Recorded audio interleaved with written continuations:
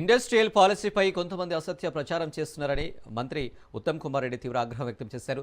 భాగ్యనగరాన్ని pollution ఫ్రీగా చేయడమే తమ ప్రభుత్వ పాలసీ లక్ష్యమన్నారు. ఈ పాలసీ తమ ప్రభుత్వం కొత్త తెచ్చినది కాదని వివరించారు. హిల్ట్ పాలసీపై బీఆర్ఎస్ నేత మాజీ మంత్రి జగదీష్ రెడ్డి తీవ్ర విమర్శలు చేశారు. పారిశ్రామిక భూములపై రేవంత్ రెడ్డి కన్నేశారని విమర్శించారు. అసలు ఎంత ఆశ్చర్యం అంటే సాధారణమైన ప్రజలకు కూడా అర్థమైపోతూ ఉంది. వీళ్ళు తెచ్చిన ఈ Hyderabad industrial lands transformation policy అనేది అయితే తెచ్చిండ్రో, హిల్ట్ పాలసీ అని చెప్పి ప్రభుత్వ భూముల్ని అమ్మడం, వేలం వేయడం సాధారణంగా జరుగుతున్నాయి. ప్రభుత్వ భూమిని డిస్పోజ్ చేయాలంటే తప్పకుండా దానికి ఒక గజం భూమిని, ప్రభుత్వం భూమిని ఇతరులకు దారదత్తం చేయాలన్నా చాలా నిబంధనలు ఉంటాయి.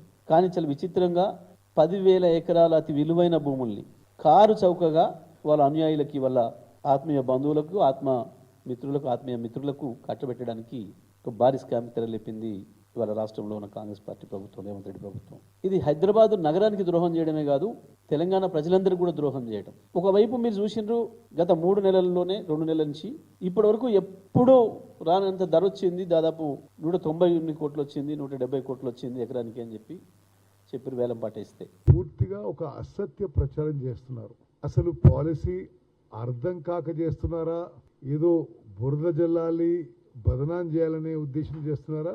మీరు తప్పనిసరిగా ఆ విషయాన్ని మీరు గమనించాలి. యావత్ తెలంగాణ ప్రజానీకం కూడా గమనించాలి. రకరకాలుగా ఒక ఆయన 5 లక్షల కుంభకోణం అంటాడు, ఒక ఆయన 6 లక్షల కుంభకోణం అంటాడు. నేను కూడా క్యాబినెట్ సబ్ కమిటీలో మెంబర్, ఎవరైతే ఈ పాలసీ రికమెండ్ చేశాము.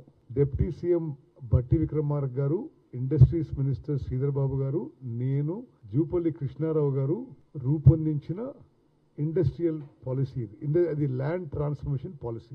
ఒక దశాబ్దంన్నర నుంచి ప్రజల నుంచి ఒక డిమాండ్ వస్తుంది. హైదరాబాద్ నగరం పొల్యూషన్ ఫ్రీ చేయాలంటే, కాలుష్య రహితంగా చేయాలంటే ఇండస్ట్రీస్ ని హైదరాబాద్ నగరంలో ఔటర్ రింగ్ రోడ్డు బయటికి పోయే విధంగా ప్రోత్సహించాలి అని ఇప్పటి పాలసీ కాదు, ఆకస్మికంగా సడన్ గా తీసుకున్న నిర్ణయం కాదు.